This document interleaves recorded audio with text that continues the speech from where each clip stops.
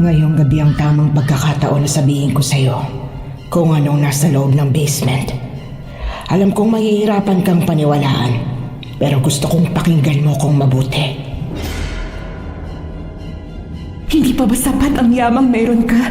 Gaano pa ba kayaman ang gusto mo? Kung narinig mo pala ang tungkol sa alagang aswang ni Don Felipe, sana inalam mo na rin kung paano ang proseso para maipasa sa iyo ang pagiging bagong tagapangalaga ng aswang.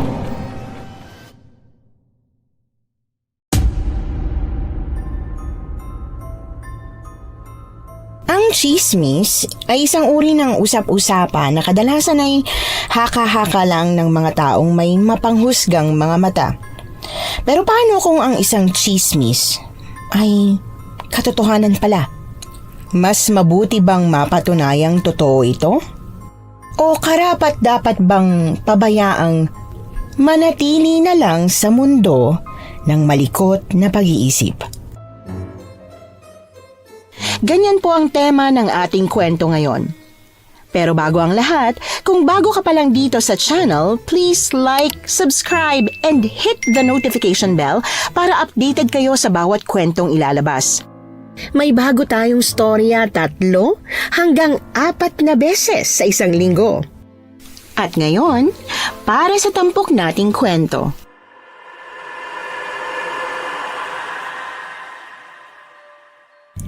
Magandang araw po, Miss Anne. Ako nga po pala si Kyla, isang probinsyanang hindi mapangarap sa buhay. Ang gusto ko lang ay yung magkaroon ng simpleng buhay, malusog na pangangatawan at makasama ang nanay ko sa matagal na panahon. Pero sa hindi ko inaasahang pagkakataon, may malalaman akong isang lihim na matagal ng usap-usapan sa baryo namin. Isang lihim na inakala ng lahat na isang tsismis lang. Kayla, anak! Nandiyan ka ba sa kusina? Opo, Nay. Nagluluto po ako ng hapunan natin. Bakit po? Pakikuha naman ako ng tubig. Ito po, Nay. Salamat, anak. Kung ayos lang sa'yo, pwede bang gawan mo ako ng salabat mamaya para mabawasan naman tong pangangati ng lalamunan ko? Nay, hindi na po yata magagamot ang salabat yung ubo niyo. Dapat po yata ipa-check up na natin yan. Lagpas ng 2 linggo na eh. Naku, wala ito. Sobrang kati lang talaga ng lalamunan ko. Baka dahil sa alikabok. Kung kati nga lang po ng lalamunan, edi sana magaling na po yan ng 1 linggo. Pero Nay, hindi eh. Ang tagal na po. Paabutin niyo pa po ba yan ng lagpas 1 buwan? Hindi naman sa ganon. At saka, pakiramdam ko, hindi naman to tatagal ng hanggang 1 buwan. Ramdam ko gumagaling na. Ay naku, Nay. Ayaw niyo lang po talagang umalis dahil hindi mo maiwanan ang bahay ni Don Felipe. Ano po bang meron doon? Ang chismis may aswang daw na nanirahan doon. Ay, hewan ko sa'yo, Kayla. Ay, nagpapapaniwala ka na naman sa chismis na yan. Ay, walang aswang. At saka maayos ang pakiramdam ko. Wala kang dapat na ipag-alala. Ay, sige ho. Pero kung sakali man po na hindi yan gumaling sa susunod na linggo, ako na po mismo ang magdadala sa inyo sa ospital, ha? Oo na. Kilala ko naman ang sarili ko. Sige na ho. Magpahinga muna po kayo sa sala. Matatapos na itong niluto kong sinabawang isda. Bago ka matulog, Nay, gagawa po kita ng salabat. Tahimik na bumalik si nanay sa sala habang ako naman ay nagpatuloy sa pagluluto ng ulam. Ilang araw na akong nag-aalala sa ubo niya, lalo na tuwing gabi. Mabuti sana kung simpleng ubo lang, may kasamang hingal at kung minsan may sinat pa. Alam kong hindi na yon simpleng ubo lang. Pero kahit kasi paulit-ulit ko siyang sabihan na magpa-check up na, minsan nga paalis na kami ng bahay para pumunta sa health center, tinatakasan niya pa rin ako. Kaya wala talaga akong magawa.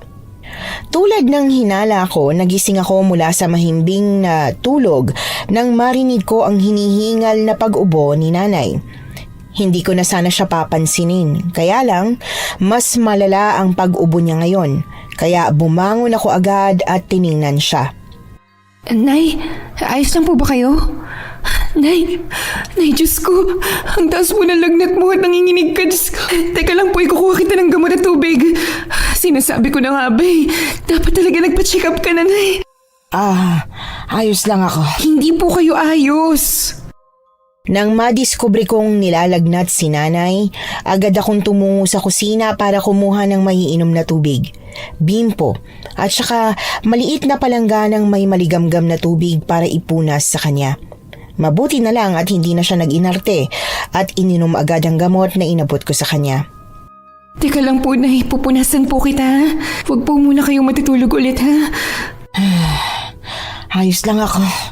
Hindi na kailangan. Nay, huwag naman po matigas ang ulo. Pakiusap naman.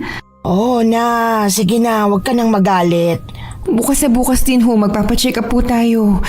Hindi na po pwedeng tumakas dahil bubulabugin po kita hanggang sa bahay ni Don Felipe. Paano po kung... Ay, huwag naman po sana. Alam niyo naman po kung ano yung kinamatay ni Don Felipe, di ba? Tuberculosis, Nay. Hindi malabong mahawa ka nun dahil magkakasama kayo sa bahay noon. Huwag ka namang mag-isip ng ganyan, anak. Okay lang ako. Simpleng ubot lagnat lang ito. Mas mabuti nang mag-isip ng ganito kaysa mahuli na ang lahat, Nay.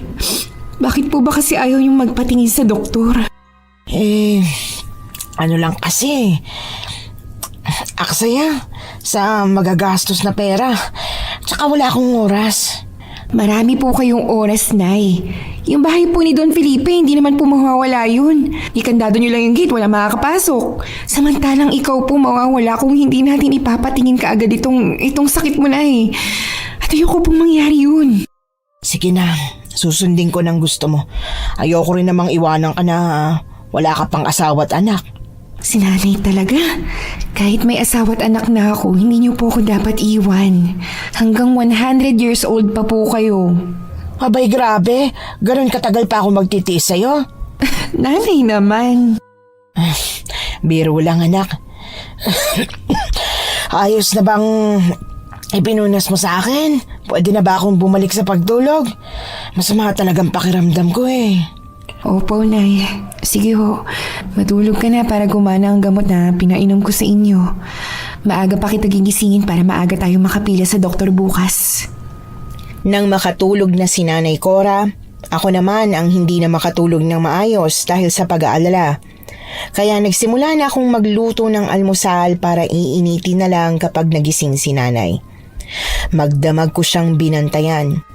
Hindi talaga ako nakakatulog kapag nag-aalala. 6:00 ng umaga nang magising si Nanay.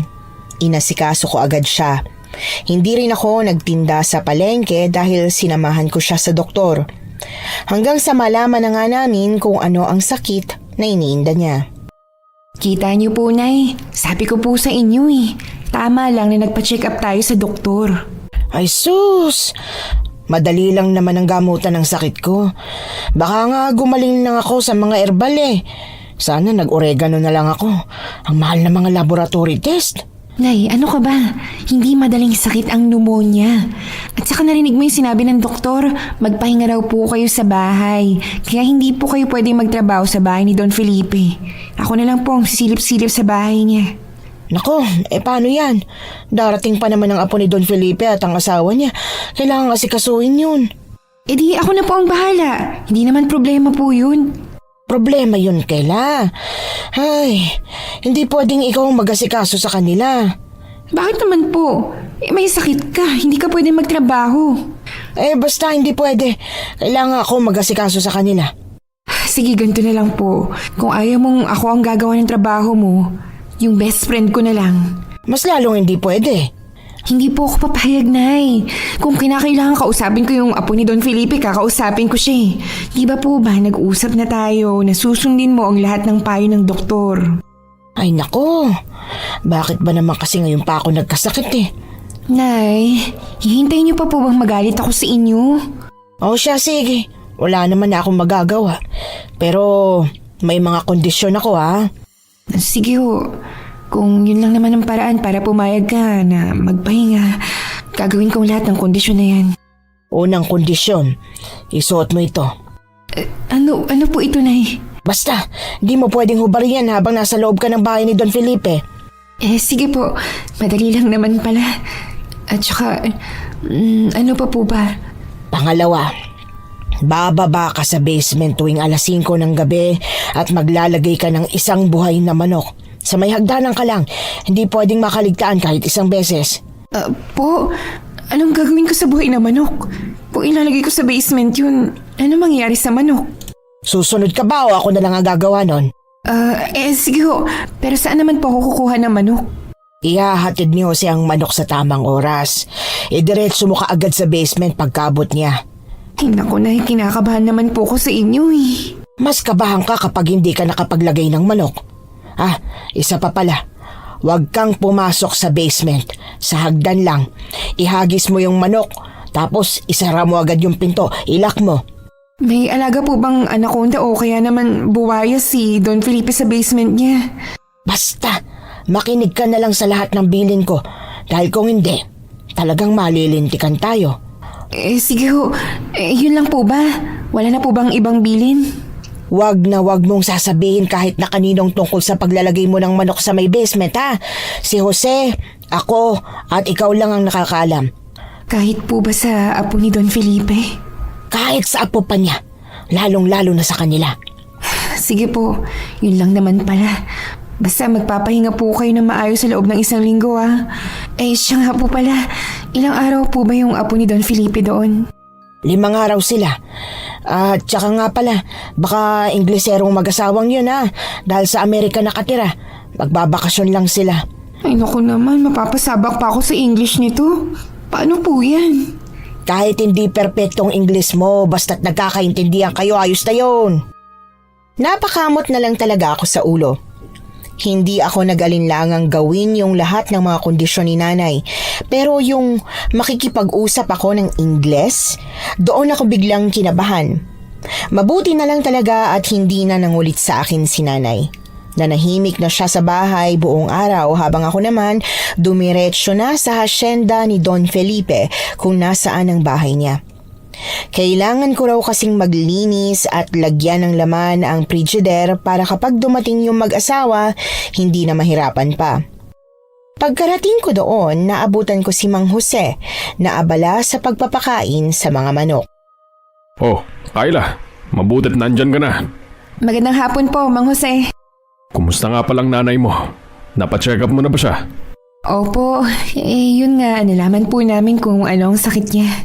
Oh, ano raw ang sakit niya? Pneumonia raw ho. Mabuti na nga lang at naagapan pa dahil kung hindi, magiging TB na raw yun. Ay, Diyos ko po. Yan na nga bang sinasabi ko sa kanya Napapansin ko na malala na ang ubo niya pero wala Matigas talaga ang ulo. Mabuti at napilit mo siya. Mabuti nga ho talaga. Dahil nagagalit na rin ako sa kanya. Matitiis niya bang galit ako sa kanya, di ba po? Siyempre hindi. Ikaw ang nag-iisang anak niya. Siya nga po pala. Ang sabi ni nanay, may kailangan daw po akong ilagay sa frigidaire kaya pinapunta niya ako dito. Oo. Tara, tutulungan na kita.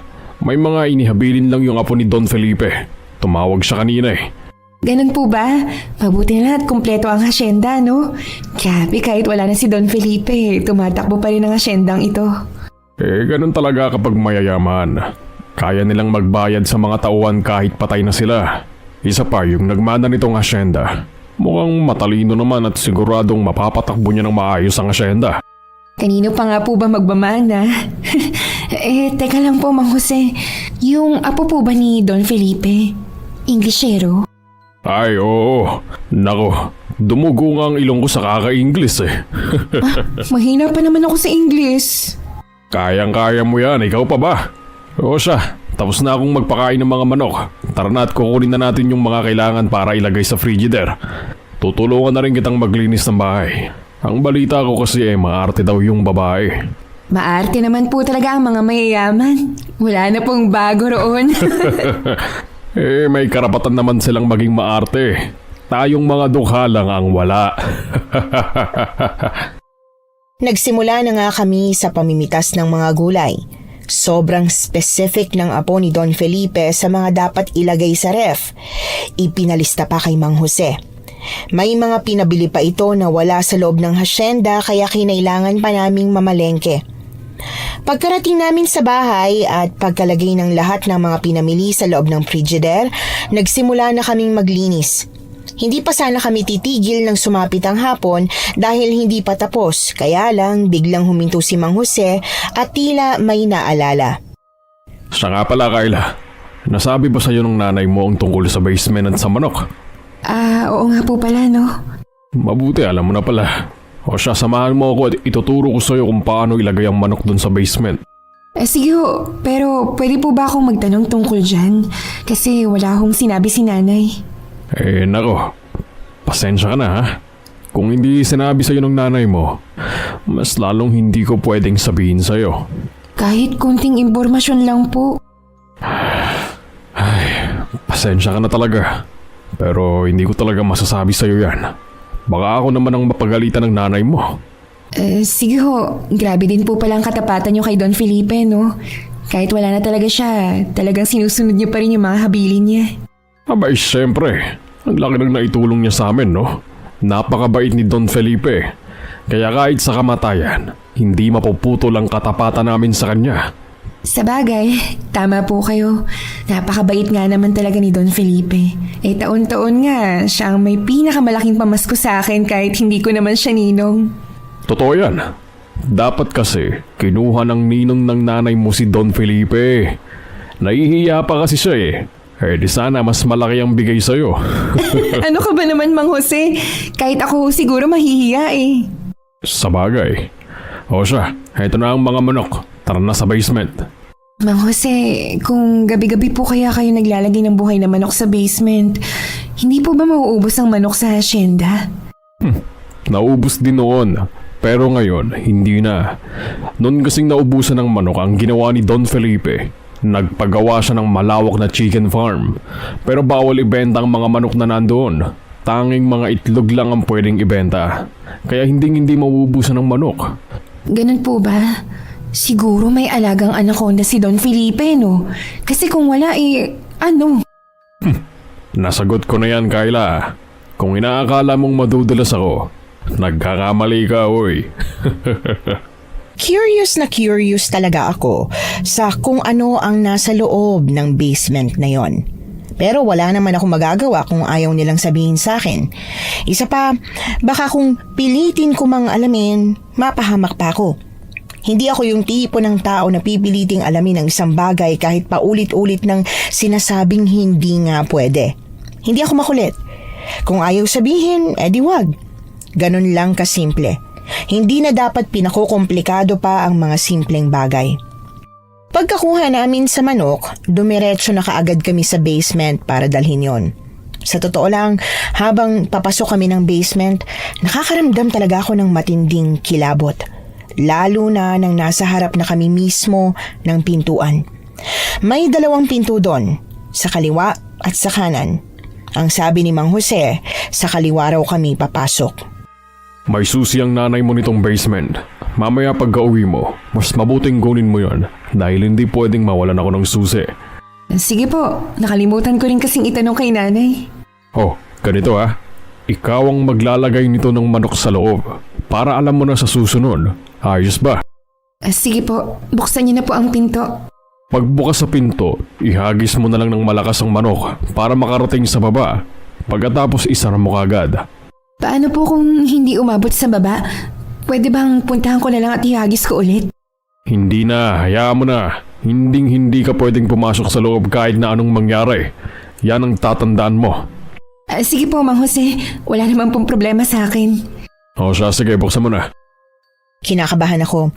Alam ko na may mabangis na hayop sa loob kaya kailangang gawin ko ng maayos ang utos ni Mang Jose. Hindi dapat ako magpadaig sa kaba. Pagtanggal ko ng lock sa pinto, kinuha ko na yung manok. Binuksan ko ang pinto at pumasok. Madilim doon. Tanging ang maliit na bombilya lang ang nakasindi. Humugot ako muli ng malalim na hininga. Kaya lang, nang ihahagis ko na sana ang manok, bigla na lang itong pumutak ng pumutak. Pilit itong kumakawala sa akin. Natuka pa ako. Kaya napatili ako sa sobrang gulat. Kayla! Ihagis mo na yan, bilisan mo! Teka lang po, baka magkamali po ako ng hagis. Bilisan mo na, ihagis mo na yan, Kyla! Habang patuloy ang manok sa pagputak, nakarinig kami ng kakaiba. May kakaibang ungol na nagmumula sa loob ng basement. Nakaramdam ako ng matinding kaba. Kaya mabilis kong inihagis ang manok, pero nag-feeling ibon siya. Lumipad ito bigla at nakalabas. Naku po! Halika na, Kyla! Bilisan mo! Pero wala po tayo na ilagay na manok.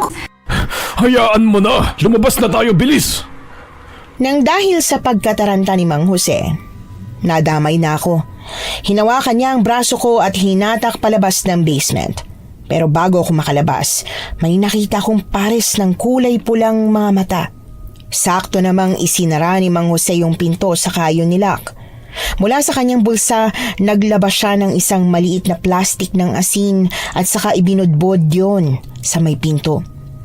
Bago siya tumayo ng diretsyo at saka ako binalingan ng atensyon. Ako na ang bahala rito. Hindi ka na pwedeng pumasok. Po, pero isang beses lang naman po ako nagkamali. Hayaan niyo po at aayusin ko na sa susunod. Hayaan mo na. Basta't ako na lang ang bahala habang wala ang nanay mo. Ano po ba talaga kasi yung hayop na yun? Parang takot na takot po kayo. Isipin mo na lang na isang buhaya na kapag nakalabas ang buhaya sa lungga niya, siguradong kakainin ka niya. Sige ho, ganun po pala talaga siya kabangis. Tara na, hanapin na natin yung manok. Teka lang po. Ang sabi po kasi ni nanay, hindi raw pwedeng palampasin ng isang gabi na hindi naglalagay ng manok. Paano po yan? Hindi pa tayo nakapaglagay. Ako nang bahala mamaya. Anong oras na rin pala oh.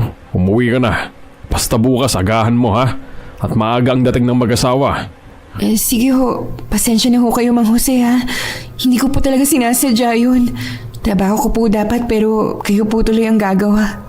Kaya mo na. Isang linggo lang namang mawawala ang nanay mo eh. Maliit na abala lang ito sa akin. Huwag kang mag-alala. Nahihiya talaga ako kay Mang Jose. Pero sa kabilang banda, sa tingin ko tama rin naman na siya na lang talaga ang gumawa kesa naman mapahama kaming dalawa. Nang banggitin ko kay nanay ang nangyari, sumang-ayon din siya sa desisyon ni Mang Jose na para bang iisa lang ang iniisip nila. Mapapahama ka lang. Ngayong si Mang Jose na magpapakain sa basement. Wala ka ng dahilan para pumunta ron na. Oo naman po, walang problema sa akin.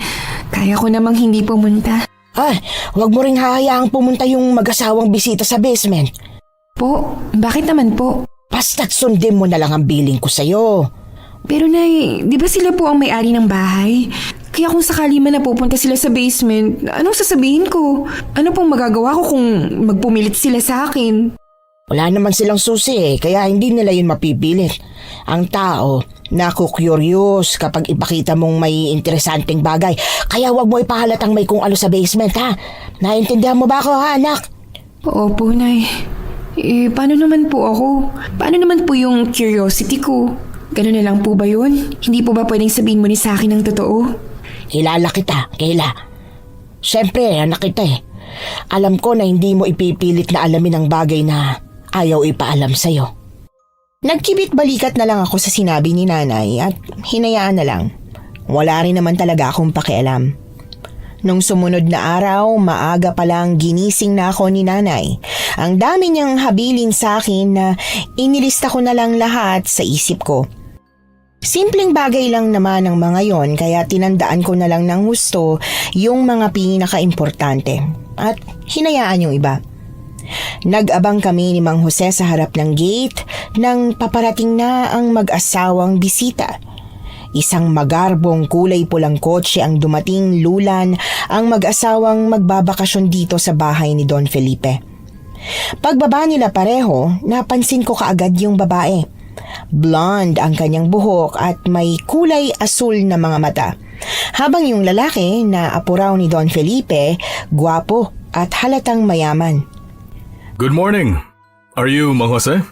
Hi, yes sir, I am. Where's Aling Cora? She's not here, sir. She got sick, So, this is her daughter, Kyla. Kyla is made for today, sir. If okay with you. Are you okay, sir? Yes, I'm okay with that, Mang Jose. Anyway, I'm Michael, and this is my wife, Emma. Nice to meet you too. I hope we'll get along while we stay here. Nice to meet you po, Sir Michael and Ma'am Emma. Anyway, could you please bring us to our room?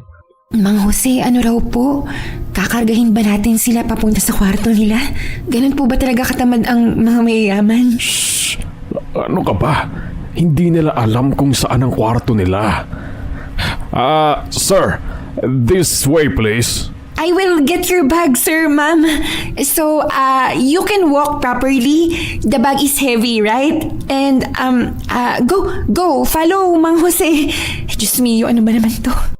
Okay, I'm exhausted and I badly wanted to rest. Napakamot na lang ako sa ulo nang sundan na nila si Mang Jose papasok sa loob ng bahay. Bit-bit ang mga gamit nilang sobrang bibigat, sumunod na ako sa kanila.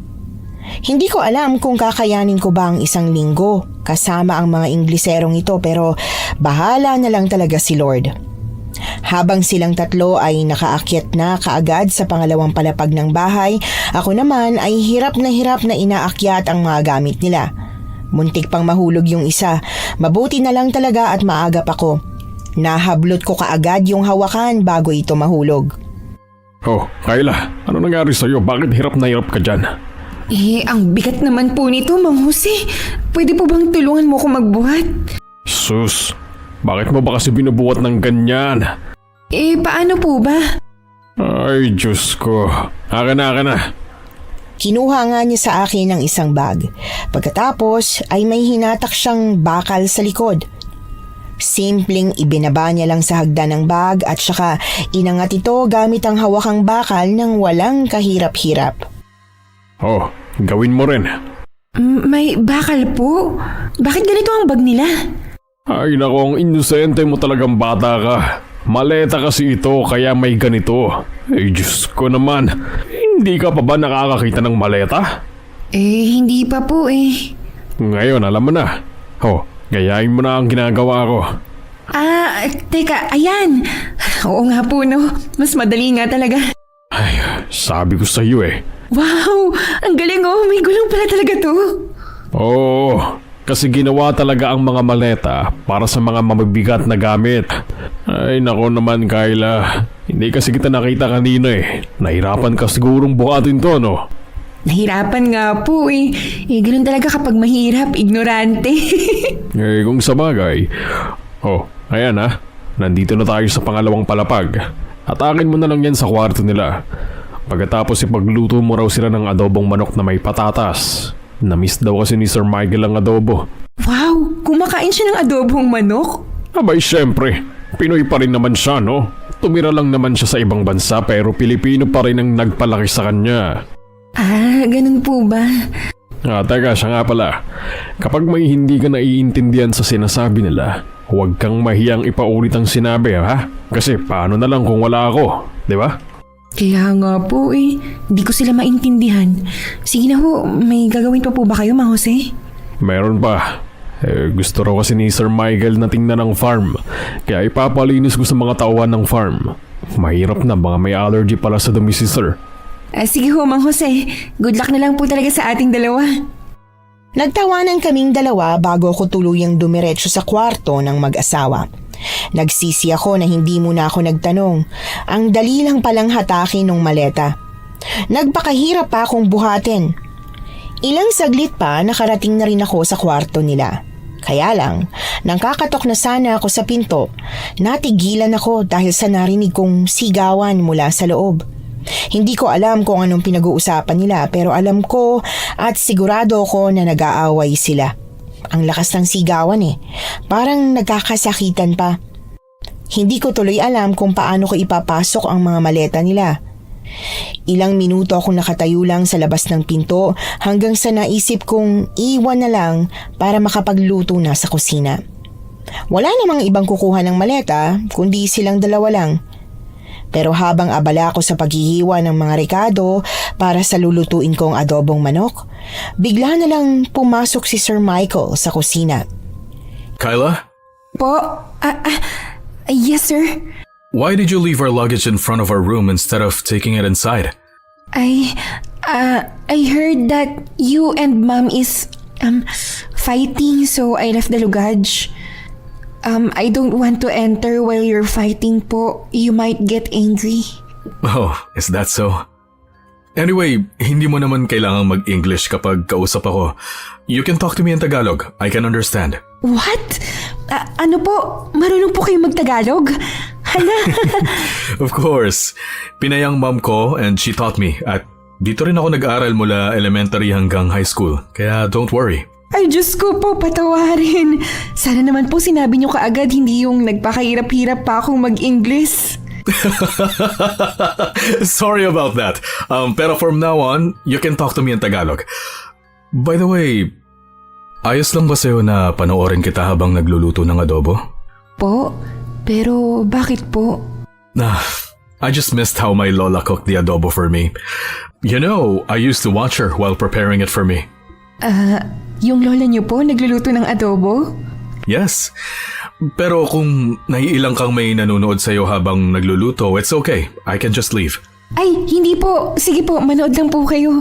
Wala naman pong problema. Alright. Thank you, Kyla. Nginitian ko siya. Pero alam ko na parang ngiting aso lang ang pinakita ko sa kanya. Kasi naman, hindi ako sanay na may nanonood sa akin kapag nagluluto. Inisip ko na lang na wala akong kasama, kaya nagawa kong magpatuloy sa paghahanda. Kaya lang, nang iginigisa ko na ang manok, napansin ko kung paano siyang tumitig sa akin. Hindi ko maipaliwanag pero parang nalulungkot siya, na masaya. Ewan ko, basta parang wala siya sa sarili habang pinapanood ako. Kaya nawala tuloy ang atensyon ko sa niluluto ko at napaso ako sa kawali. Aray ko! Are you okay? Ay, ayos lang po ako. Tumama lang po yung daliri ko sa kawali. Okay na po, normal lang po ito. Ganun ba? Naku, pasensya ka na ha. Parang hindi ka yata sanay na may nanonood sa'yo. Hindi nga po talaga. Alright, I will stop watching you cook. Pero just let me stay here. Nag-away kasi kami ng asawa ko tulad ng narinig mo. And ayoko talaga magstay sa kwarto namin. Ayos lang naman na dito lang muna ako, di ba? Sige ho, wala naman akong choice. Wala naman pong problema. Alam mo, magaan ang loob ko sa'yo. Pwede ba akong magkwento? Ha? Ay, sige ho, ayos lang naman po sa akin. Kasi kami ni Emma, our marriage is not by our choice. Ang lolo ko ang pumili sa kanya at ganun din siya. Kaya madalas, hindi kami nagkakasundo. Ang bakasyon namin dito is just to see the house of my grandfather, nothing more. Talaga ho? Parang ang lungkot naman nun. Yes, malungkot. Pero nasanay na lang ako dahil wala naman ako magagawa eh. Alam mo, maswerte ka. Malaya kang pumili ng taong pwede mong mahalin at pakasalan. Ay naku sir, wala naman po akong balak na mag-asawa. Really? But why? Sa hirap po ng buhay namin, mag-aasawa pa ba? Mahirap po kayang mag-anak sa sitwasyon namin. That's sad. Akala ko, madali ang maging mahirap. Madali po? Bakit niyo naman po naisip yan? Kasi, kailangan nyo lang magtrabaho, mabuhay at maging masaya. Unlike people like us. Kailangan namin palaging patunayan ang sarili namin. Kailangan kumita ng malaki kasi may mga taong umaasa rin sa amin. We can't be happy. May pera po kayo. Bakit hindi ka pwedeng sumaya? Ang sayo nyo nga po eh. Mabibili mo lahat ng gusto mo. Hindi ko naman mabibili ang kalayaan at kasiyahan. Hindi nyo po mahal si ma'am? Sadly, hindi. E di, pakawalan nyo na po siya. Kawawa naman si ma'am. Nagtiis siya sa lalaking hindi siya mahal. Oh, so kinakampihan mo siya? Hindi naman po. Tinignan ko lang po ang parehong panig. Sa tingin ko po kung hindi niyo po mahal ang isang tao, huwag mo na dapat siyang sakalin sa isang relasyon. May choice po kayo, sir. Wala na po si Don Felipe. Pwede niyo na po siyang hiwalayan. Ay, sana ganun lang kadali ang lahat. Ay, luto na po pala yung adobo. Napahaba po pala yung kwentuhan natin. Hindi ko na dinugtungan pa ang sasabihin ko sa kanya dahil sa tingin ko magkaiba kami ng paniniwala. Doon ko lang din na-realize na kahit pala mayaman ka, hindi ka pa rin pala magiging sobrang saya. Akala ko dati kapag marami kang pera, masaya kasi mabibili mo ang lahat. Nagkamali pala ako. Imbes na dalawa sila ni Ma'am Emma na kumain, hindi pumayag si Sir Michael. Gusto niyang kumain ng mag-isa, nang hindi kaharap ang babaeng hindi naman daw niya mahal. Ewan ko ba, pero mas naawa talaga ako kay Ma'am Emma. Pagkatapos kumain ni Sir, kaagad kong nilinis ang kusina at saka hinugasan ang pinagkainan niya. Pero imbis na umalis si Sir, naroon pa rin siya. Bagay na nakakapagtaka talaga. Sir, kung may kailangan pa po kayo, magsabi lang po kayo ha. Lalabas lang po ako para tulungan si Mang Jose. Oh, about that. Yun nga, inihintay lang kitang matapos. Kasi may kailangan akong tignan sa labas. Pwede bang samahan mo ko? Ay, ano po bang gusto niyong tignan, sir? Yung buong hasyenda sana. Naku po sir, masyado pong malaki ang buong hasyenda para malibot ka agad. Pero kung gusto niyo po, libutin na lang po natin ang parte ng hasyenda na kaya nating libutin ngayon. Tapos po, bukas naman po yung iba. Or we can use my car. Po, sasakay po ako sa kotse? Oh, para mas madali tayong makarating sa dapat puntahan. Nakaramdam ako ng excitement nang malaman kong sasakay kami sa kotse.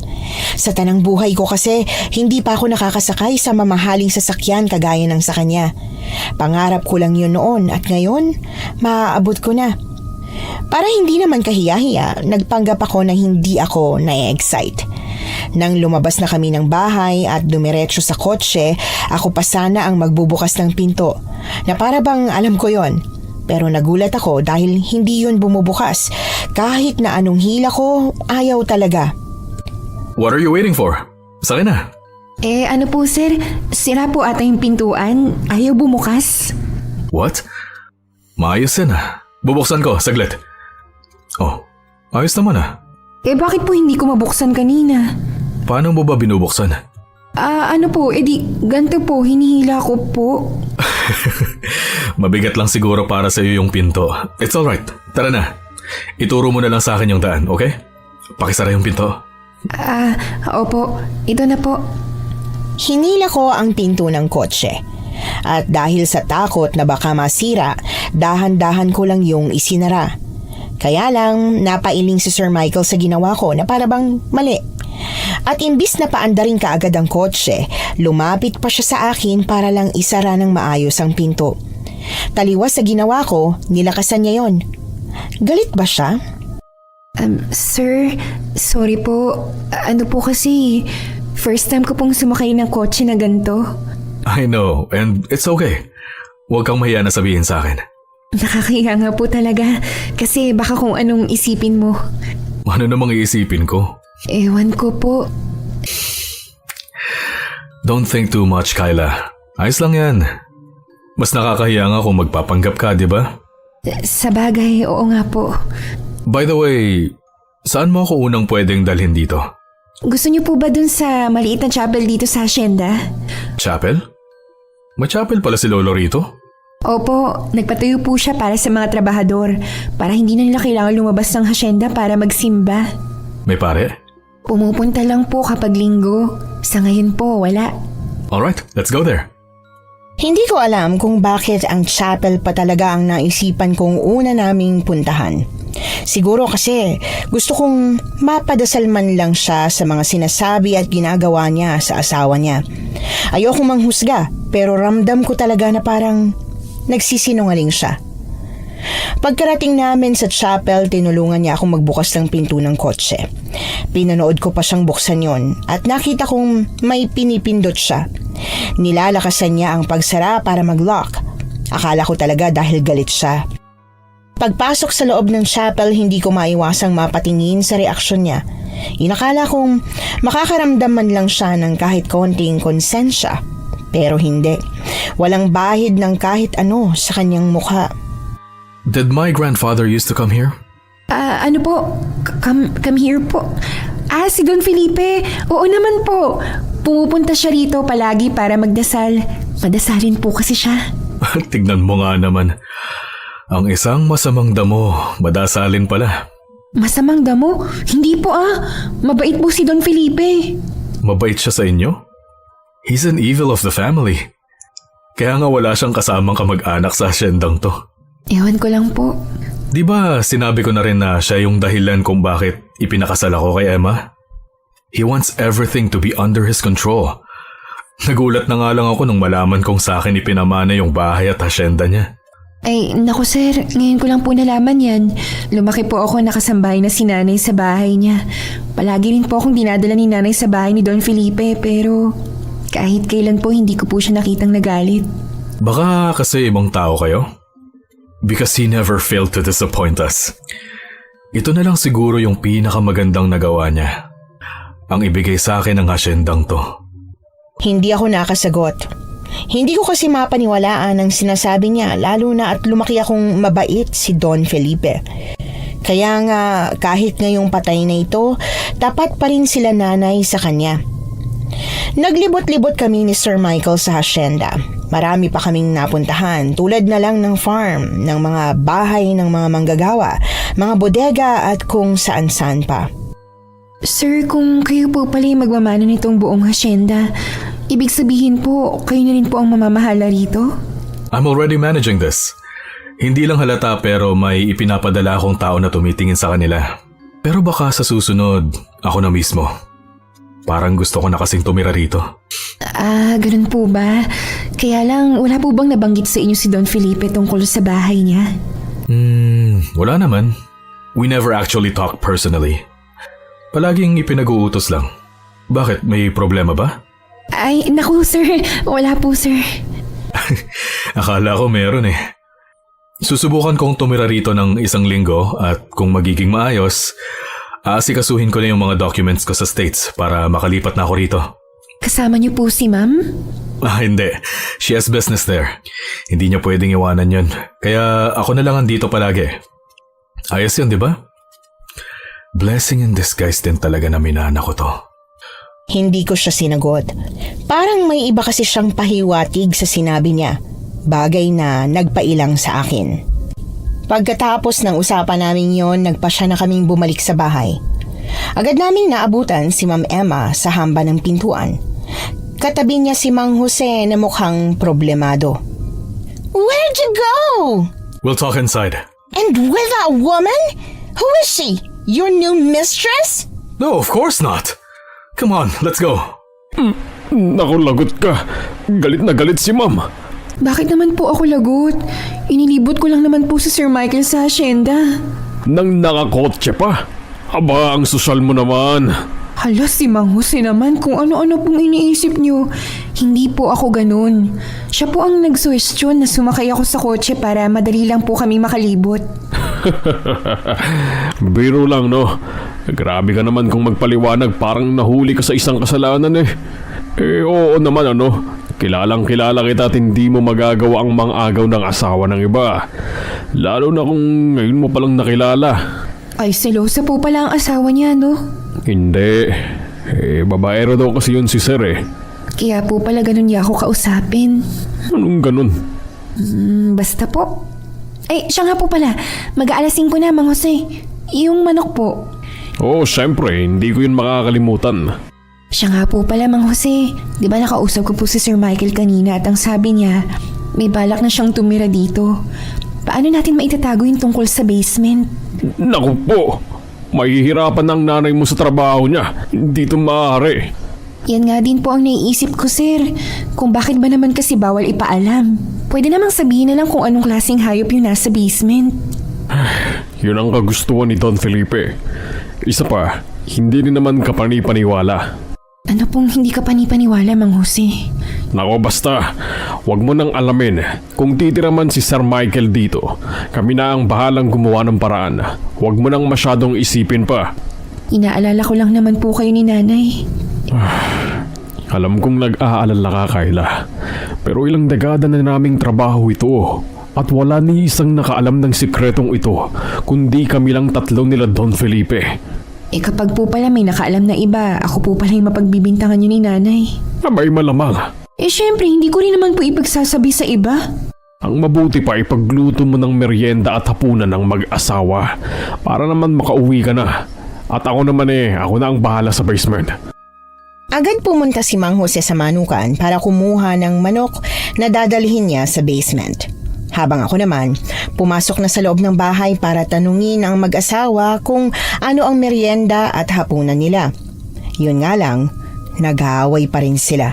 Kaya wala akong nagawa kundi manghula na lang ng mga lulutuin para sa kanila. Pagkatapos ay umuwi na ako. Hindi ko maiwasang isipin kung paano ba ang buhay nilang dalawa bilang mag-asawang puro na lang away. Kaya talagang natatakot akong mag-asawa dahil din sa mga sitwasyon na gaya ng sa kanila. Kayla, kumusta ang pagtatrabaho mo ron? Yung mag-asawa, kumusta sila? Napagsisilbihan mo ba ng maayos? Wala bang naging problema? Tarantang-taranta ka naman dyan, Nay. Siyempre naman, nagawa ko po ng maayos yung trabaho ko ron. Kaya wala ka pong dapat ipag-alala. Ikaw, kumusta ka? Hindi ba dumugo ang ilong mo sa pag-i-Ingles? Si Nanay naman walang tiwala sa akin. Siyempre po, hindi dumugo. Anong akala mo sa akin, hindi marunong mag-Ingles? Aray ko, Nay. Seryoso ako rito tapos ganyan ka ako sumagot. Yun na nga po Masyado po kayong seryoso dyan. Ayos naman po ang lahat. Hindi na po kailangan mag-alala. Isa pa, nagtatagalog naman po pala ang apo ni Don Felipe kaya hindi ako nahirapan. Yun nga lang po, yung asawa niyang babae talagang English spoken in dollars. Pero hindi ko rin naman siya masyadong nakakausap kaya ayos lang po. Ay, mabuti naman kung ganon. Kinabahan ako Akala ko kung ano nang nangyayari. Nay, maayos naman po ang lahat. Isa pa, nandun naman si Mang Jose para alalayan ako. Ay, mabuti naman. Kumusta palang ugali ng apo ni Don Felipe? Mabait ba? Hindi ko po alam na Hindi naman ako sa nanghuhusga, pero iba yung pakiramdam ko sa kanya. Parang hindi po siya mabait pero mabait siyang makipag-usap. Ano ibig mo sabihin? Ayusin mo ang pagpapaliwanag. Sisimplehan ko lang po, Nay. Away po sila ng away ng asawa niya. Ikinuwento ko kay Nanay ang lahat ng mga napansin ko sa mag-asawa. Wala akong pinalagpas na detalye dahil gusto kong malaman niya ang lahat. Gusto kong malaman niya na mukhang babaero si Sir Michael, na sinisiraan niya si Don Felipe at higit sa lahat, parang nilalandi niya ako. Baka naman asumera ka lang, anak. Ay, Nay, hindi po Alam ko po kung nagpapapansin sa akin yung lalaki o hindi. Kung ganun, umiwas-iwas ka ha. Oo naman po. Hindi ako papatol sa may asawa na, no? Mabuti kung ganun. Lalo pa at mukhang hindi pala siya mapagkakatiwalaan. Mukhang isa siya sa mga tinutukoy ni Don Felipe. Tinutukoy na alin po? Kumain na tayo. Lalamig ang niluto kong ginisang gulay. Nay naman, ganito po ba kayo lagi? Palagi nyo na lang pong binibitin yung impormasyon na sinasabi nyo. Sana po hindi nyo na lang binanggit sa akin. Nadulas lang. Balang araw, ipapaalam ko rin naman sa'yo ang lahat. Pero sa ngayon, magtiis ka muna at huwag mong hayaang lamunin ka ng kuryosidad. Napakamot na lang ako sa ulo. Habang tumatagal kasi, imbis na wala akong pakialam, parang nagiigting ang kagustuhan kong may malaman. Hindi naman ako ganito noon, pero ewan ko ba, sino ba naman ang hindi mangangating malaman kung paulit-ulit na babanggit? Gustuhin ko mang piliting alamin, ayoko namang mapahamak tulad ng sinasabi ni Nanay Cora at Mang Jose. Sa mga sumunod na araw, mas napatunayan kong nilalandi nga ako ni Sir Michael. Madalas gusto niya akong isama sa paglilibot sa hasyenda imbis na ang asawa niya. Si Ma'am Emma naman tahimik lang, palaging nasa loob ng bahay at nagbabasa ng libro. Ni ayaw nitong sumama sa amin dalawa ng asawa niya. Mabuti na nga lang at hindi niya na ako pinagsesilosan. Sir, ayaw po ba talagang sumama ni Ma'am Emma sa paglilibot? Hindi siya mahilig lumabas ng bahay. Mas gusto niya magbasa ng libro. Ganun po ba? Sayang naman po. Hindi nga dapat siya sasama dito kung hindi lang siya pinilit ng mother-in-law ko. May mga ganung tao pa pala. Ayaw lumabas ng bahay. Sigurado naman akong gusto niyang lumabas ng bahay. Yun nga lang, mas gusto niyang kasama yung mga taong komportable siya. Ibig pong sabihin, hindi siya komportable sa atin. Exactly. Kaya wag mo na siyang masyadong intindihin. Anyway, I have a question. What's Mang Jose doing in the basement every night? Po, hindi ko po kayo maintindihan, sir. I mean, anong ginagawa ni Mang Jose sa basement? Napapansin ko kasi na palagi siyang pumupunta ron. Every single night. Nako po, mas mabuti pong siya yung tanongin niyo kasi hindi ko rin po talaga alam. Hindi ko rin po siya napapansin na pumupunta doon eh. Ano bang meron sa basement? Hindi ba mga lumang gamit lang ang nandun? Oo nga po. Baka may inilalagay lang siyang lumang gamit po doon. I wonder. Can we go there? Hala, naku, sir, baka maghinala na sa atin si Ma'am Emma niyan. Hindi po talaga, sir. Mamayang gabi kapag pumunta na si Mang Jose sa basement, sundan natin siya. I can sense something. Ano naman po yung nasisense nyo? May third eye po ba kayo? Hindi yun ang ibig kong sabihin, Kyla. Pakiramdam ko kasi may tinatago siya. Matagal na pong nagtatrabaho si Mang Jose dito. Sigurado po ako na kung ano man yung ginagawa niya sa basement, hindi naman po masama yun. That's what we'll find out. Nang magkaroon ako ng pagkakataon na makawala mula kay Sir Michael, dali-dali kong pinuntahan si Mang Jose sa farm. Tarantang-taranta ako. Kabadong-kabado ako kahit na hindi ko naman talaga alam kung anong mangyayari sa oras na may makaalam ng tinatagong sikreto ni Nanay at Mang Jose. Pagkarating ko sa farm, abala si Mang Jose sa pagmamando sa mga tauhan ni Don Felipe. Tatawagin ko pa sana siya, pero nang makita niya ako na halatang nag-aalala, walang pagdadalawang isip na tumungo siya sa akin. Oh, bakit? Ano nangyari?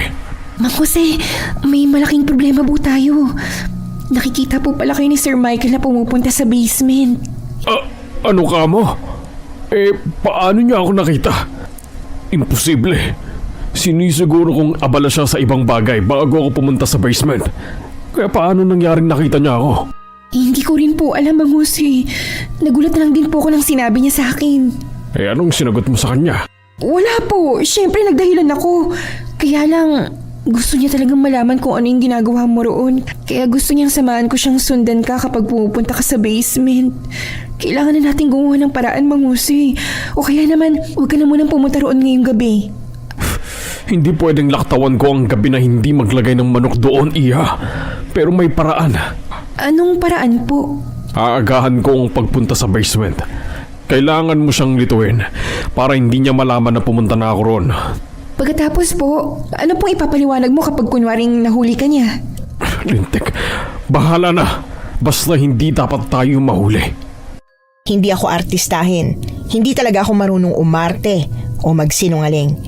Yon ang isang bagay na hirap talaga akong gawin. Kaya nang bumalik na ako sa bahay ni Don Felipe para ipagluto ang mag-asawa, nahirapan akong magpanggap na parang wala kaming balak ni Mang Jose. Habang abala ako sa pagluluto ng kamote Q, nabigla ako nang pumasok sa kusina si Ma'am Emma. Diyos ko po! Mabaging langit! Ano yun? What do you want, ma'am? I'm sorry, did I scare you? No, ma'am. Just a little. Do you want something, ma'am? Like, Is there a hammer here? a hammer? What are you doing to the hammer? I just need to fix something. Could you please find me a hammer? But I don't know where the hammer is, ma'am. I can call Mang Jose to fix, ma'am. It's fine, I can do it. But do you know how to hammer, ma'am? Alam ko!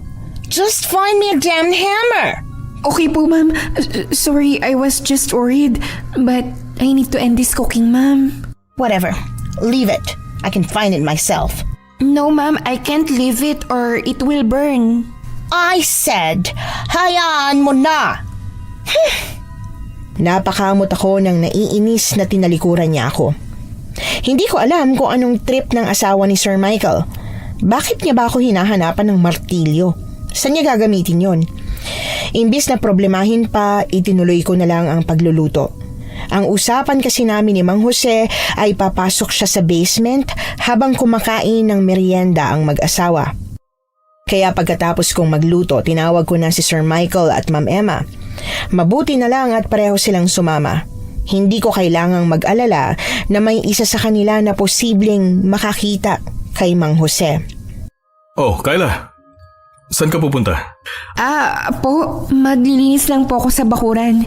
Pagkatapos magluluto na po ako ng hapunan ninyo. Hayaan mo na muna yon. Halika, maupo ka at sabayan mo na muna kaming kumain ng merienda. Pero nakakahiya naman po. Don't worry about me, Kyla. You can be comfortable around me. About earlier, I'm sorry if I raised my voice. I was just a bit, frustrated because you can't understand me. Ano po? Ano raw po, Sir Michael? Ang sabi niya, maging komportable ka raw sa kanya at sorry daw at napagtaasan ka niya ng boses kanina. Ano bang nangyari? Naghahanap po kasi si Ma'am ng martilyo. Oh, so you're doing it alone?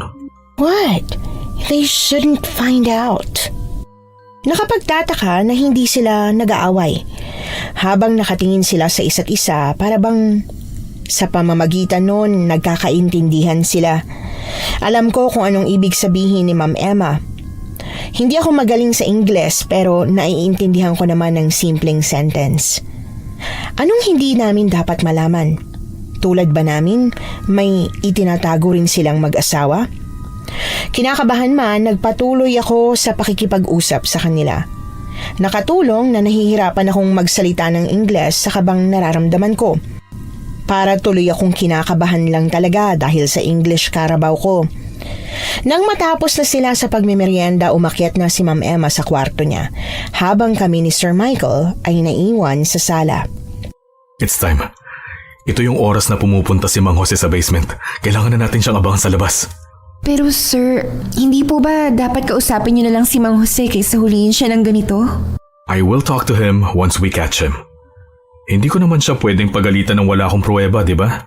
Kung sa bagay, tama naman po kayo. Tara na, baka hindi natin siya maabutan. Hindi ako mapakali habang nakasunod kay Sir Michael. Alam ko na may plano si Mang Jose, pero natatakot ako na baka magkamali siya at mahuli kami. Pero sa kabilang banda, ewan ko ba, nasasabik din akong malaman kung anong klaseng hayop ba ang inaalagaan nila sa loob ng basement. Kasi naman, kung sinasabi lang nila sa akin ang totoo, mas mapapadali sana para sa akin ang tulungan silang magtago. Baka makaisip ako ng magandang paraan. Kaso hindi. Maski ako, hindi ko alam kung ano ang kailangan kong protektahan. Dumaan kami sa likod ng bahay imbis na sa main door. Doon ko nalaman na alam ni Sir Michael ang pasikot-sikot ng bahay kahit na hindi ko pa naman siya inililibot dito. Naghintay kami sa likod ng pader malapit sa back door. Ilang saglit pa dumating na si Mang Jose na may dalang manok. Inilibot niya ang paningin niya sa paligid. Nagpapanggap na kunwari ay tinitingnan kung may tao ba. What I'm curious about is, bakit palagi siyang may dalang manok? Sir, baka naman po yung best friend niyang manok yan. May best friend siyang manok?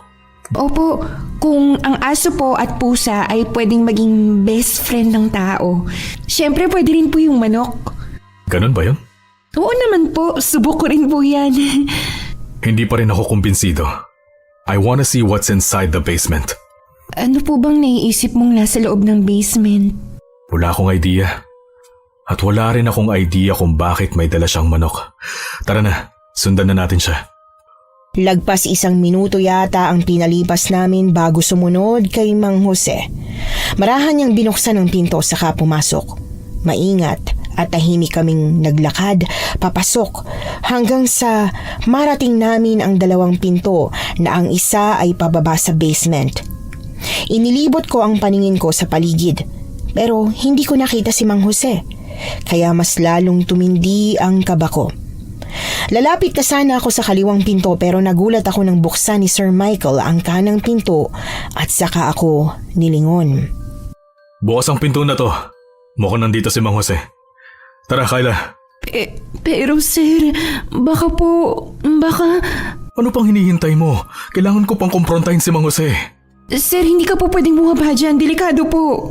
What are you talking about? Kung ayaw mong bumaba, ako na lang. Pero Sir Michael! Hindi ko na nagawa pang pigilan si Sir Michael nang dire-diretso na siyang bumaba sa basement. Habang ako naman hindi na mapakali. Namamawis na ang mga kamay ko sa sobrang takot na baka kung ano ang mangyari sa kanya. Hindi ko na alam kung anong gagawin ko hanggang sa narinig ko na ang boses niyang kinakausap si Mang Jose. Dahil doon, dali-dali akong bumaba ng hagdan. What are you doing here, huh? Sir Michael, Anong tinatago mo rito? Magsabi ka ng totoo! hindi po ako nagtatago ng kung ano, sir. Ano ba ginagawa mo rito, ha? Ang totoo po niyan, kasi po, Bibigyan kita ng pagkakataong magpaliwanag. Pero hindi ka pwedeng magsinungaling. Kailangan mong sabihin sa akin ang lahat. Sir Michael! Sir, kumalma lang po kayo. Nang sumunod ako kay Sir Michael pababa ng basement, bumungad sa akin ang mga nakatambak na lumang gamit.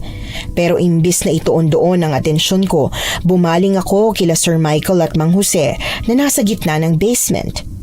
Sa isang lamesang puno ng kung ano-anong gamit, naroon si Mang Jose habang hawak ang manok niya.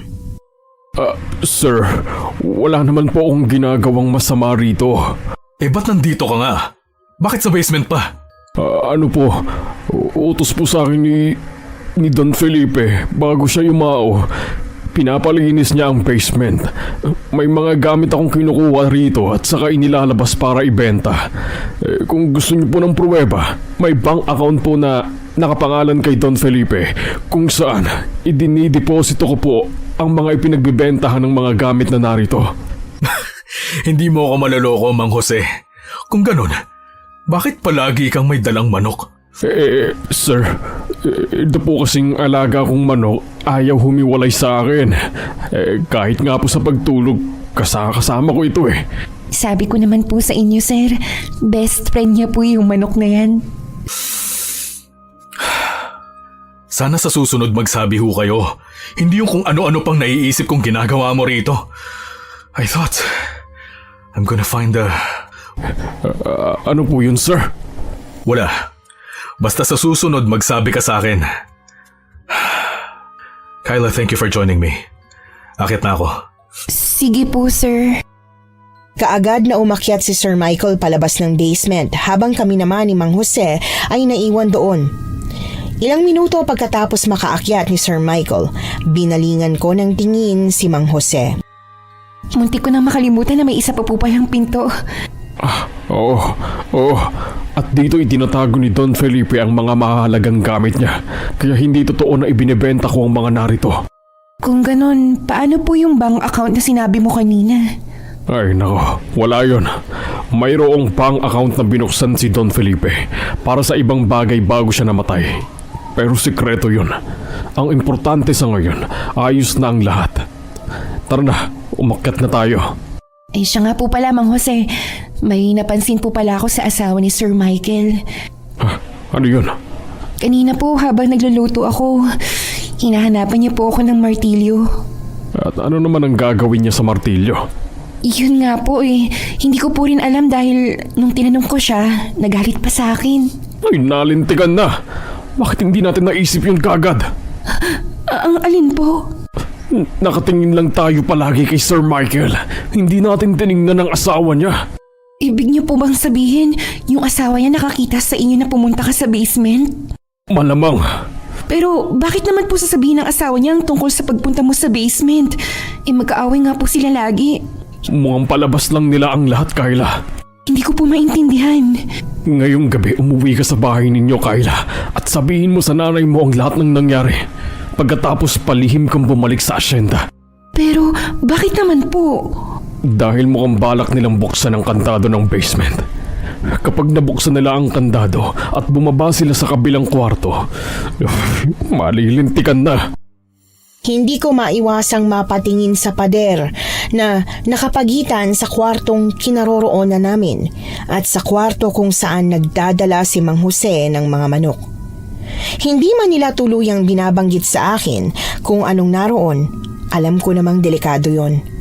At kung magpumilit ang mag-asawa na pumasok sa isang kwartong hindi dapat nila pasukin, tiyak na talagang mapapahamak sila. Sinunod ko ang habilin sa akin ni Mang Jose na umuwi na ng bahay at sabihin kay nanay ang mga nangyari. Halata naman sa mukha ni nanay ang pagkataranta. Kaagad siyang pumasok sa kwarto niya at may hinalughog sa ilalim ng papag niya. Doon ko lang nakita ang isang baul na kahit kailan ay hindi ko pa nakikita. Sa loob nun ay may kung anong mga gamit, tulad na lang ng isang punyal. Anak, halika rito.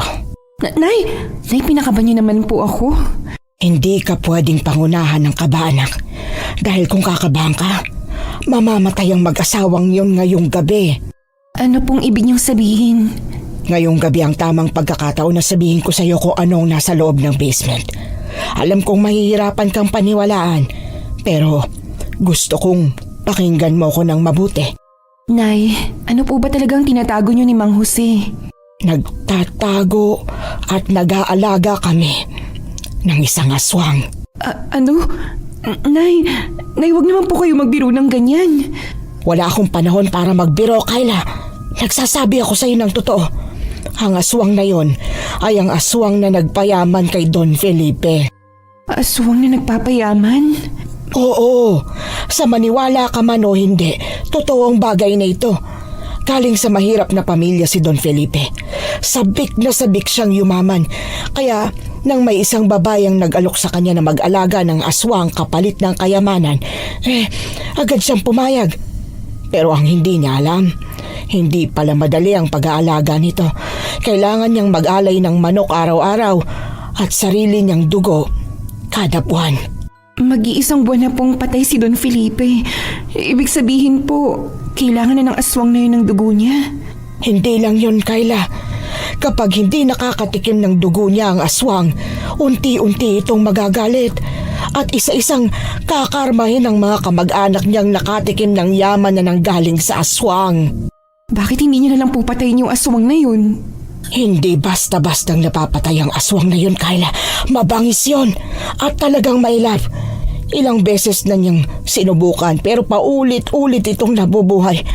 Nang sumangguni kami sa isang albularyo, isa lang ang natatanging paraan. Ano po yun ay? Dapat gawin na po natin. Yon ay ang saksakin ng aswang diretso sa kanyang puso gamit ang punyal na ito. Kitang-kita sa mga mata ni nanay na seryoso siya sa mga sinasabi niya. May mga pagkakataon naman na mapagbiro si nanay pero ngayon, wala akong nahihimigan sa tono niya na hindi totoo ang mga sinabi niya. Naghintay pa ako na sabihin niyang joke lang pero hindi talaga yun nangyari. Sa halip, inabot niya sa akin ang punyal at saka kami nag-umpisang maghanda ng kung ano-anong pangontra sa aswang. Ibig sabihin lang po, totoo pala ang chismis noon na may alagang aswang si Don Felipe. Oo, anak. Pero pilit lang tinatabunan ng ibang balita para hindi malaman ng ibang katotohanan. Minsan po pala ang chismis, hindi lang pala talaga chismis, no? Pero may mga katotohanan kasi na mas maiging isiping chismis na lang. Katulad nito. Hindi po ba kayo natatakot noon na baka makain po kayo ng aswang na inaalagaan ninyo? Kakainin lang naman ako noon pag gutom siya. Kaya nga hindi pwedeng kaligtaan ng pagkain niya. Kaya dapat araw-araw may buhay na manok. Pero napapansin namin ni Jose na parang nagsasawa na ito sa manok. Ilang buwan niyo na po ba siyang pinapakain ng manok? 10 taon na. Nay naman ikaw kaya ang pakainin ng paulit-ulit na putahe sa loob ng 10 taon. Hindi ka ba mauumay ng ganun? Yun ang sinabi ko kay Don Felipe noon. Pero ang sabi niya, mas mabuting iisang pagkain lang ang pinakakain namin doon kaysa matuto itong maghanap ng ibang lasa. Sabagay, tama naman po si Don Felipe. Ayos ng lahat, anak. Narito sa loob ng bag na ito ang mga kakailanganin mo para mapatay ang aswang. Ano po? Ako? Ako ang papatay sa aswang? Oo, sino pa ba? Ano po ang alam ko sa pagpatay ng aswang, Nay? Hindi po ba dapat kayo ni Mang Jose? Mahina ng pangangatawan ko. Bukod doon, may sakit pa ako. Sinong gagawa? Ikaw lang ang may kaya. Wala akong choice kundi ang sundin si nanay. Kabadong-kabado ako pabalik sa hasyenda. Nag-isip ako ng plano kung paano ko mapapatay ang isang aswang na kahit kailan hindi ko pa nakita. Paano kung pangit pala yung aswang? Baka pangunahan ako ng takot at kainin niya akong bigla. Hanggang sa kakaisip ko, tuluyan akong nakarating sa bahay ni Don Felipe. Nakaabang na kaagad si Mang Jose sa likod ng bahay, halatang hinihintay ako. Abay, bakit ang tagal mo? Narinig kong naghahanap na sila ng martilyo. Pasensya na ho, Mang Jose. Nag-iisip po ako ng plano. Binigay na ni nanay ang aking punyal na gagamitin pamatay sa aswang at ang sabi niya, ako raw ang papatay sa aswang. Ano ka mo? Naku, hindi pwede. Masyado ka pang bata para gawin yun. Ako na ang papatay sa aswang. Pero, Mang Jose, mahina na po ang tuhod mo. Nilalait mo ba ako, ha? Hindi naman po sa ganun, Mang Jose naman, oh. Ano lang kasi, alam naman natin na hindi ka na bumabata. Alam mo na... Kayang-kaya kong patayin ang aswang. Akin ang punyal. Ako ang papatay sa kanya. Naku, hindi na po. Ako po ang inutusan ni nanay, kaya ako po ang gagawa. Hindi. Kailangan ako ang... Natigilan kami sa pagtatalo nang makarinig kami ng malakas na kalabog na nagmumula sa loob ng bahay. Kaya walang pagdadalawang isip na tumakbo kami patungo sa direksyon na yon. Agad namin silang hinanap pero hindi namin sila makita. Sinilip namin kung naroon ba sila sa kwarto, maging sa kusina, pero wala. Lintik na yan. Nasaan naman kaya ang mag-asawang yun? Kailangan natin silang balaan. Alam mo, Mang Jose, dapat nga noong una pa lang sinabihan na natin sila. Hindi ko naman kasi akalain na mangyayari ito. Akala ko magbabakasyon lang sila. Matagal na naming binabalak na patayin ang aswang na nasa basement na yan. Naudlot lang dahil sa pagdating ng mag-asawa. Sa tingin niyo po kaya may iba pang dahilan kung bakit nandito sila? Yun na nga. Mukhang hindi lang pala bakasyon ang sadya nila sa bahay na ito. Hindi kaya iniisip nilang may kayamanan dito? Napakagahaman naman nila sa pera. Sa tingin ko meron pang iba. Mang Jose, narinig mo yun? Si Ma'am Emma po yun. Mukhang sa basement yun ah. Nasa basement na ang mag-asawa. Dalian natin bago pa nilang madiskubre ang aswang. Dali-dali kaming tumakbo papunta sa basement. Pareho kaming natataranta. Lalo na nang nagsisisigaw na si Ma'am Emma na parabang takot na takot siya. At nang makarating na kami sa pintuan pababa ng basement, nagulat kami sa eksenang natagpuan namin. Si Sir Michael. Imbis na tulungan ng asawa niya, itinulak niya pa ito papasok sa loob ng basement. Pagkatapos ay walang habas na ibinagsak ang pinto at inilak ito. Ang sumunod na eksena ay kahindik-hindik dahil sunod-sunod na atungal ng aswang at nakakaawang paghingi ng tulong ni Ma'am Emma ang narinig naming lahat. Sir Michael, anong ginagawa mo sa asawa mo? Napakatribida niya kasi. Nung una hindi siya naniniwala sa akin na may tinatagong lihim yung lolo ko. Isang lihim na nagbibigay ng yaman sa kanya. Pero nilinlang niya ako. Naniwala pala siya at hinanap pa talaga niya. Pero hindi po yun yung dahilan para ipakain niyo siya sa aswang. Ayon sa narinig ko, kailangang mag-alay sa aswang bago siya magkaroon ng panibagong amo. Yun na yung alay ko sa kanya para mapasunod ko siya. Para ibigay niya sa akin ang yamang gusto ko. Hindi pa ba sapat ang yamang meron ka? Gaano pa ba kayaman ang gusto mo? Kayla gusto kong maging pinakamayaman sa buong mundo. At gagawin ko ang lahat para makuha lang ang yamang yon. Kahit pa ipakain ko ang lahat ng tao sa aswang na yon. Napakasakim mo, Sir Michael. Sakim ka. Nangangarap lang, Kayla. Subukan mo rin kasing mangarap para hindi ka habang buhay na dukha. Hindi bali ng dukha. Basta marangal na tao. Marangal ka nga, wala ka namang pera. Tsaka sigurado kong hindi lang ako ang gumagawa ng katarantaduhang to. Kaya hindi mo ka mapipigilan. Hindi pa man natatapos ni Sir Michael ang sinasabi niya, bigla na lang kumalabog ang pinto sa harap niya.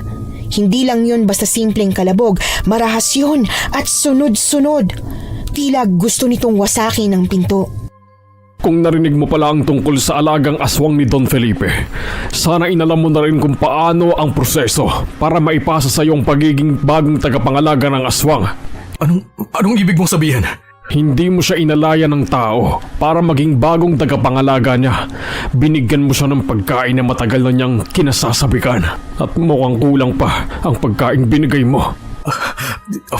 Buwisit ka! Kung gutom pa pala siya. Halika rito, Kayla. Ipapakain kita sa kanya. Hindi! Bitiwan mo ako, Sir Michael! Wag! Nasisiraan ka na ng bait. Huwag mong gagawin yan. Pasensya na po kayo pero gagawin ko na. Marahas na hinatak ako ni Sir Michael at saka iniharang sa harap niya. Pilit akong kumawala sa pagkakahawak niya sa akin pero dahil malaki ang pangangatawan niya, wala akong nagawa nang sikmuraan niya ako. Habang namimilipit ako sa sobrang sakit, sinubukan din akong tulungan ni Mang Jose pero itinulak lang siya ni Sir Michael. Nakahanap ako ng tiyempo at nasiko ko siya. Ginawa ko yung pagkakataon para ibigay kay Mang Jose ang bag ko na kaagad din naman niyang kinuha. Anong laman ng bag na yan? Akin na yan!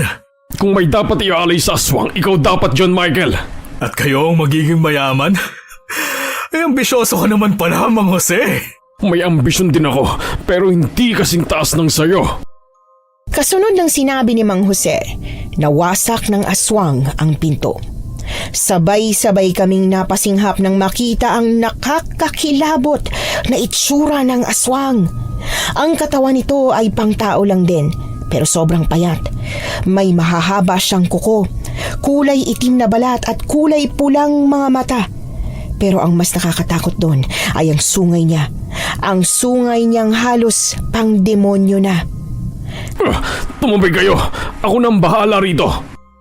Dahil sa labis na pagkabigla, hindi nakapalag si Sir Michael nang itulak kami ni Mang Jose. Pagkabagsak namin sa sahig, yun namang pagkakataon na sumugod ang aswang. Kaagad na umunday ng saksak si Mang Jose pero imbis na tumama yon sa puso ng aswang, sa braso lang yon tumama. Bago pa ako mahuli ulit ni Sir Michael, bumangon na ako at dinampot ang bag ko. Hinalughog ko ang mga bawang at asin na inilagay ni nanay at nang makita ko na, humarap ako kila Mang Jose at tumayo. Hinagis ko ang asin sa aswang na naging dahilan para maging iritable siya. Mang Jose, saksakin mo na ang aswang! Ito na! Hagisan mo pa siya ng asin! Handa na sana akong maghagis pa ng asin pero hindi ko na nagawa nang humarang bigla si Sir Michael at hinawakan ang kamay ko. Pagkatapos ay itinulak niya ako ng marahas. Ngumisi siya bago siya humarap kila Mang Jose pero huli na ang lahat. Anong nangyari? Bakit nagiging abo siya? Dapat pinutay ko na siya, Sir Michael. Wala na ang pag-asa mong maging pinakamayamang tao sa mundo. Buwisit ka, matanda ka! Buwisit ka! Sir Michael, wag po! Ikaw naman ang papatayin ko! Papatayin kita! Nag-agawan sa punyal si Mang Jose at si Sir Michael. Nataranta ako. Hindi ko alam kung anong gagawin ko. Hindi ko naman pwedeng patayin si Sir dahil hindi naman ako kasing yaman niya. Kapag pinatay ko siya, siguradong kulong ang abot ko dahil wala akong pera. Kaya ang tanging paraan na naisip ko ay kunin ang buntot pagi. Naagaw ni Sir Michael ang punyal pero bago pa man niya mahampas si Mang Jose, nahampas ko na siya ng buntot pagi. Napahiyaw siya sa sakit. Kahit naman kasi hindi siya aswang, masasaktan pa rin siya dahil sa matatalas na tinik nito. Muli ko siyang hinampas kaya nilingon na niya ako at itinutok sa akin ang punyal. Pero maagap si Mang Jose. Pinatid niya si Sir Michael kaya nabitiwan ito ang punyal at tumalsik sa kabilang dulo ng silid. Kayla, tulungan mo kung itali siya. Sige ho, Mang Jose, pero wala akong maipang tali sa kanya. Yang buntot pagi, itali mo sa paa niya. Dali! Kaagad akong lumapit para igapos ang paa ni Sir Michael. Nahirapan man ako nung una dahil sinisipa niya ako. Nagawa ko pa rin dahil inapakan ko ang mga paa niya. Nahirapan kaming pakalmahin siya dahil talagang galit na galit siya. Hindi niya matanggap ang nangyari. Na ganoon kabilis lang namin napatay ang aswang na matagal inalagaan at itinago ni Don Felipe. Lumipas ang gabing yon. Kinabukasan ay dumating kaagad ang nanay ni Sir Michael. Ikinuwento ni Sir Michael ang lahat ng mga nangyari pero hindi siya pinaniwalaan ng nanay niya. Inakala nitong nababaliw na si Sir Michael at pinatay niya ang sariling asawa. Kapani-paniwala naman na siya ang gumawa dahil sa galit niya rito. Mang Jose, hindi ba nakakakonsensyang hindi na natin sinabi kay Mamang totoong nangyari? Na hindi naman talaga si Sir Michael ang pumatay kay Ma'am Emma at ang totoo tungkol sa aswang.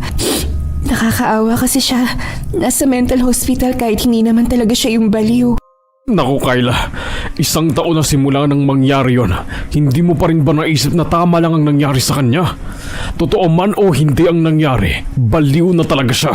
Baliw siya sa pera. Tama ang sinabi ni Jose, anak. Hindi ka dapat makonsensya sa nangyari dahil lang tama lang yun sa kanya. Kung wala siya sa mental hospital, di nakagawa pa siya ng mas malalang bagay para lang maging pinakamayamang tao. Sa bagay, tama naman po kayo. Pero alam niyo po ang talagang ipinagtaka ko? Ano yun? Madali lang naman po palang mapatay ang aswang na yun. Pero hindi pinatay ni Don Felipe. Hindi niya pinatay dahil kung gagawin niya, maghihirap ang kanyang pamilya.